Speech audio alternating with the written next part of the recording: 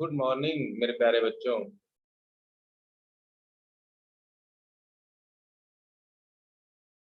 तो जैसा कि आप लोग जान रहे हैं कि सॉल्यूशन चैप्टर कंप्लीट हो चुका है। ठीक है, आज इस लेक्चर में हम एक नया चैप्टर स्टार्ट करने वाले हैं, इलेक्ट्रोकेमिस्ट्री। ठीक है, इलेक्ट्रोकेमिस्ट्री में हमको क्या क्या टॉपिक पढ़ना है उसको देख लेते हैं एक बार। इलेक्ट्रोकेमिकल सेल है, गैल्वेनिक सेल है, नस्ट इक्वेशन है, कंडक्टेंस ऑफ इलेक्ट्रोलाइटिक सॉल्यूशन है, इलेक्ट्रोलाइटिक सेल एंड इलेक्ट्रोलाइसिस है। ठीक है, बैटरीज के बारे में पढ़ना है, फ्यूल सेल्स के बारे में पढ़ना है और कोरोजन के बारे में हमको यहाँ पर पढ़ना है। ठीक है, देखो सबसे पहले हम जानना चाहते हैं कि इलेक्ट्रोकेमिस्ट्री क्या है। आपके भी मन में होगा कि व्हाट इज इलेक्ट्रोकेमिस्ट्री, तो उसका आंसर हम देते हैं। ठीक है, आप लोग को इलेक्ट्रोकेमिस्ट्री, ठीक है, what is what is electrochemistry. Electrochemistry क्या है? जी हाँ, ये बच्चों मतलब इलेक्ट्रिकल एनर्जी और केमिकल एनर्जी के बीच का रिलेशनशिप होता है। ठीक है, यह एक साइंस है। ठीक है ना, it is the branch of chemistry. ठीक है, it is the branch of chemistry. Copy pen उठाओ, नोट करते चलो। It is the branch of chemistry which deals which deals with relationship with relationship between electrical energy electrical energy and and chemical energy and chemical energy कहाँ पर? Produced in redox reaction. यही है important जो point है आपके लिए। Produced in redox reaction, redox reaction. ठीक है, देखो रिडॉक्स रिएक्शन में जो इलेक्ट्रिकल एनर्जी और केमिकल एनर्जी जो प्रोड्यूस होती है उनके बीच में जो रिलेशनशिप होती है उसको हम केमिस्ट्री के एक ब्रांच के अंदर पढ़ते हैं, जिसको हम इलेक्ट्रोकेमिस्ट्री बोलते हैं। बात आई समझ में? इलेक्ट्रोकेमिस्ट्री क्या है? केमिस्ट्री एक ब्रांच है जिसके अंदर हम इलेक्ट्रिकल एनर्जी इलेक्ट्रिकल एनर्जी और केमिकल एनर्जी के रिलेशनशिप के बारे में पढ़ते हैं। और वो इलेक्ट्रिकल एनर्जी और केमिकल एनर्जी हमको कहाँ पे मिलती है? हाँ, रिडॉक्स रिएक्शन के अंदर मिलती है। ठीक है, अब देखो आपको पता है रिडॉक्स रिएक्शन क्या होता है। ठीक है, ये चीज तो आपने 11th चैप्टर में पढ़ा है पूरा, रिडॉक्स रिएक्शन क्या होता है। अब इसमें थोड़ा आगे डिस्कस करते हैं कि इलेक्ट्रिकल और केमिकल एनर्जी के बीच में कैसा रिलेशनशिप। ठीक है,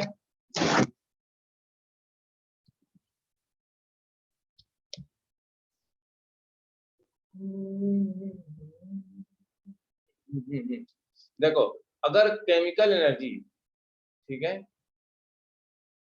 केमिकल एनर्जी केमिकल एनर्जी से इलेक्ट्रिकल एनर्जी प्रोड्यूस हो रही है, अगर इलेक्ट्रिकल एनर्जी अगर प्रोड्यूस हो रही है तो यह एक अरेंजमेंट, एक सिस्टम के अंदर हम स्टडी करते हैं जिसको अरेंजमेंट को बोलते हैं द अरेंजमेंट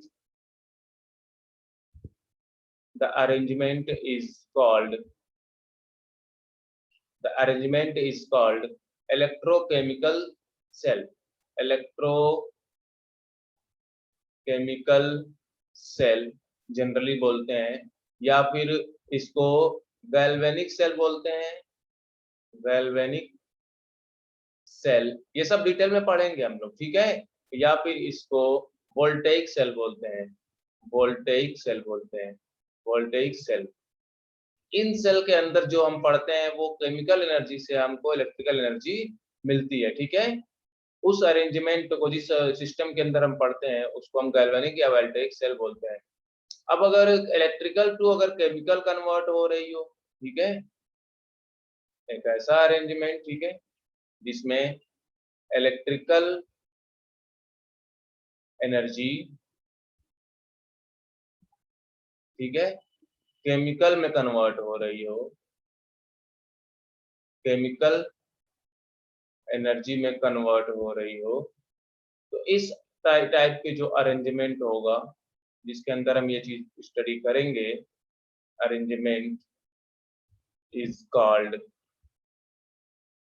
इलेक्ट्रोलाइटिक सेल। जी हाँ, यही दोनों सेल के बारे में हमको स्टडी करना रहेगा, इलेक्ट्रोलाइटिक सेल। ठीक है, और इस फिनोमिना को बोल देंगे and the phenomenon is called, जो जानते हो आप लोग, इलेक्ट्रोलाइसिस, इलेक्ट्रोलाइसिस। ठीक है, ये हुआ हमारा इंट्रोडक्शन की। ठीक है, कि यहाँ पर हमको क्या क्या चीजें मतलब जाननी है। अब देखो आगे, इंपॉर्टेंस ऑफ इलेक्ट्रोकेमिस्ट्री। इलेक्ट्रोकेमिस्ट्री का इंपॉर्टेंस क्या है, आखिर क्या इंपॉर्टेंस है इसका। ठीक है, इंपॉर्टेंस ऑफ इलेक्ट्रोकेमिस्ट्री,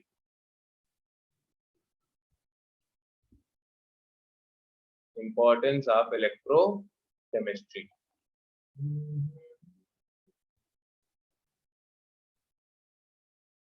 देखो इंपॉर्टेंस क्या है इलेक्ट्रोकेमिस्ट्री का, जैसे मान लो हमारा production of metal, production of metal like sodium, magnesium, calcium, aluminium etcetera, इन सब का प्रोडक्शन हम इलेक्ट्रोकेमिस्ट्री मतलब जो प्रोसेस होती है उसको हम इलेक्ट्रोकेमिस्ट्री के अंदर स्टडी करते हैं। ठीक है, और सेकंड हमारा है production of chemical like NaOH, electrolysis से प्रोड्यूस होता है, आपको पता है Cl2 भी इलेक्ट्रोलाइसिस से प्रोड्यूस होता है। ठीक है, NaCl को वाटर में डाल के इलेक्ट्रोलाइसिस कराते हैं तो, ठीक है, एटसेट्रा, प्रोडक्शन ऑफ केमिकल हो गया। ठीक है, इलेक्ट्रोप्लाटिंग हो गई, इलेक्ट्रोप्लाटिंग हो गई। ठीक है ना, ये देखो ये इंपॉर्टेंस है इलेक्ट्रोकेमिस्ट्री का। जब इलेक्ट्रोकेमिस्ट्री आप अच्छे से पढ़ लेना तो ये सारी चीजें समझ जाना कि कैसे मतलब इलेक्ट्रोप्लाटिंग हुई होगी। ठीक है, इलेक्ट्रोप्लाटिंग किस लिए की जाती है, for protection of metal, for protection, protection and beautification, and for protection and beautification, मतलब ब्यूटिफिकेशन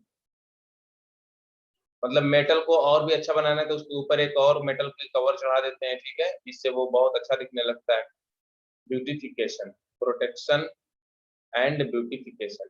ठीक है, और हमारा नेक्स्ट है purification of metal, purification of metal, metal को प्यूरिफाई करना, प्यूरिफिकेशन ऑफ मेटल हो गया हमारा।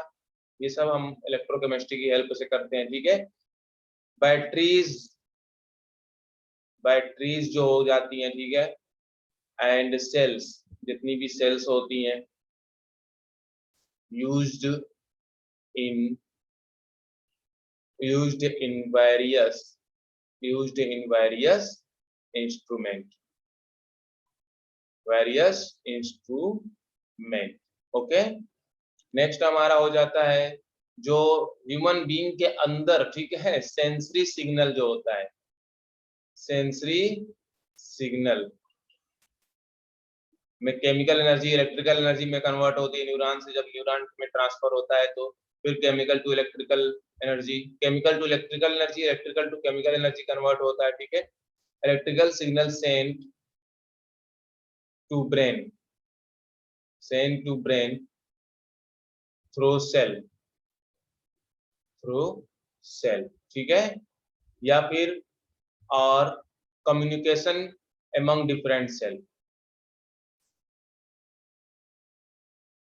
communication among different cell। ठीक है, तो ये हमारा इंट्रोडक्शन हुआ, what is electrochemistry, importance of electrochemistry, next lecture में हम बात करेंगे, छोटे छोटे लेक्चर ऐसे ही बनते रहेंगे आपके। नेक्स्ट लेक्चर में बात करेंगे हम कंडक्टर एंड नॉन कंडक्टर, ठीक है, जिसमें स्ट्रॉन्ग इलेक्ट्रोलाइट, वीक इलेक्ट्रोलाइट, वो सारी चीजें समझ में आएंगी आपको। बस कंटिन्यू मतलब एक एक लेक्चर आप लोग देखते रहना, ठीक है। Okay, all the very best, पढ़ाई करते रहें आप लोग।